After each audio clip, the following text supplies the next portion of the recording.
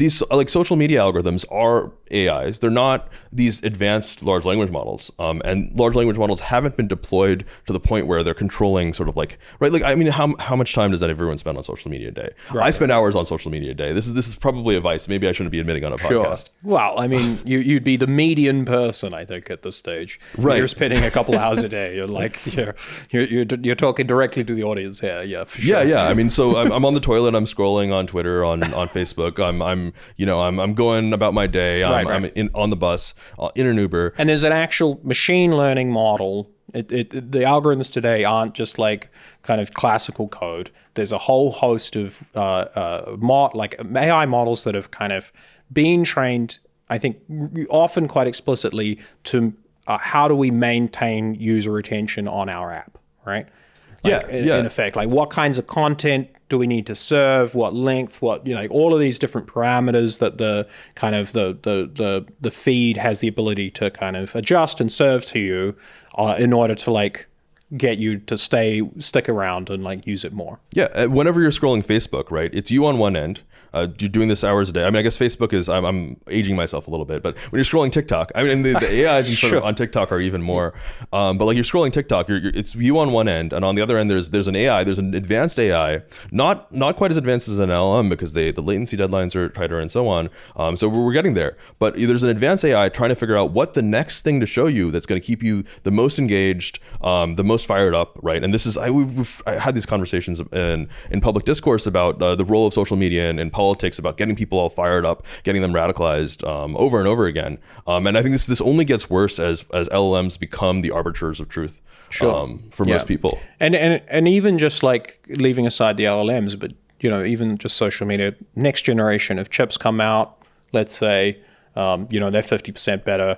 The models, just by default, we should expect the model, guiding the feed to be 50% larger. Let's say, just assuming the constraints of the social media company in terms of latency and so on stay the same.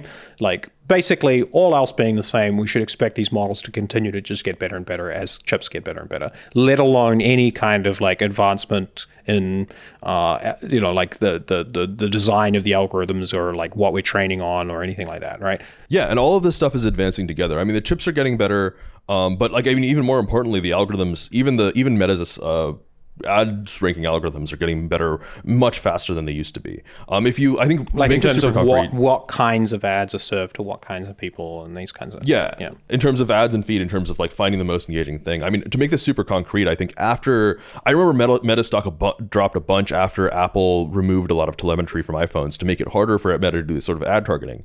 But actually, Meta kept growing their ad revenues per user. They kept right. So like if you look at they just improved their models to the point where like they didn't need that additional telemetry. They just had really powerful models that were really good at showing you the next thing to keep you engaged and the next thing to keep you spending money on Meta's partners.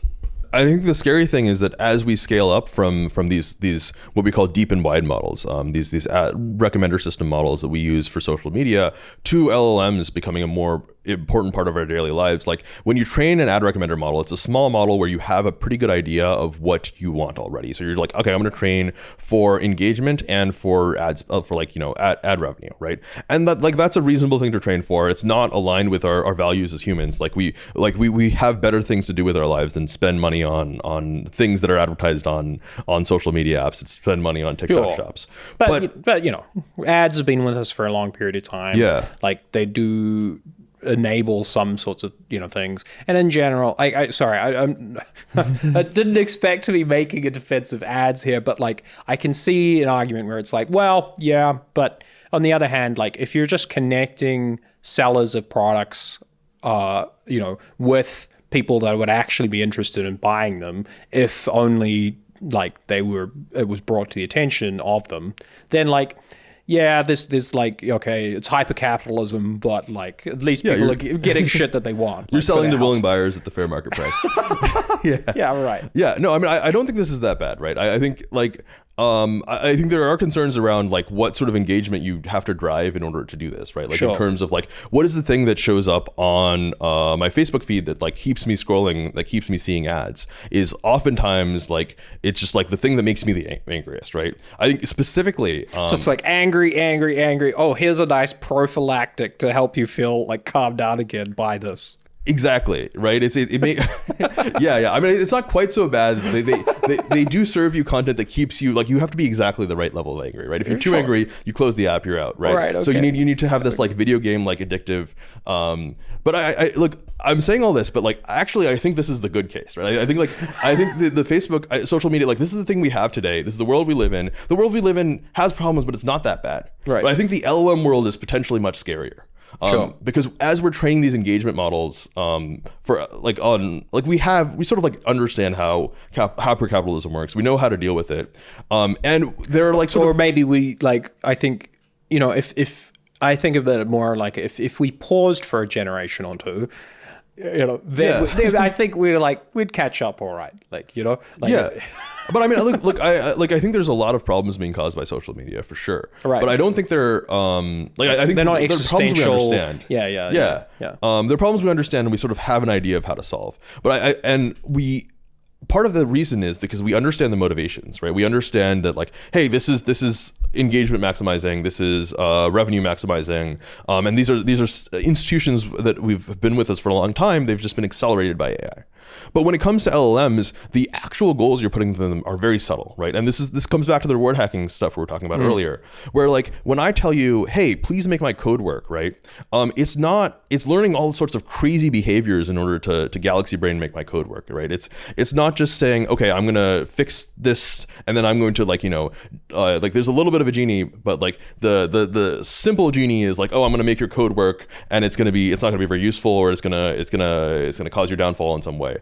But with the amount of training compute we're putting into this, what we're really saying is make my code work at all other costs, any other costs. And so like, you know, if you want to like completely, okay, like this code works, but now I've taken the part of your business application that actually makes money and thrown it out, right? And this sort of scales, right? Like as these become more politically important, right? It becomes like, okay, like make my society work. Right. And the model says, oh, well, you know, there's this ethnicity that I don't think is, and, Sure. and you can't have that approach to people when you have that approach to code. So this is like the classic kind of Eliezer Yudkowsky sort of like PDOM kind of stuff, like in a way. Yeah, like, I think I also see like maybe a more mundane scenario in which you just get like a sort of hyper Orwellian society, but like where nobody's actually necessarily like there's no big brother but the AI itself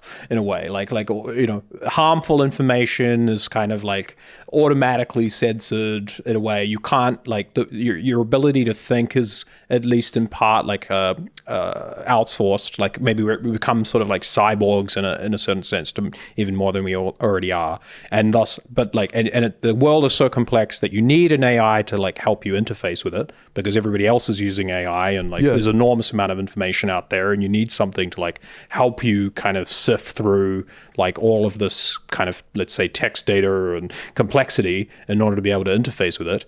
And that interface is something that's like quite politically motivated and in ways that we don't necessarily even understand. And like even the guys at the lab training these models like don't appreciate the full complexity of like the and the implications of what it is that they've created and the kinds of incentives that they've imposed upon this model, and thus like, you know, you get this kind of thing where, like you say, maybe there's like some edges there where it's encouraging genocide, or like another like side where it's just like, oh, you know, anything that's even like remotely what we might consider like non-PC is impossible to to express it all. To express it all. Yeah. You know. I mean, I think we're saying a lot of the same things. I don't have quite the way with words that you do, so I have to lean on more dramatic examples. But I mean, the reason I bring up genocide at all, right, is because this is something that social media has already been sort of implicated in, right? When you look at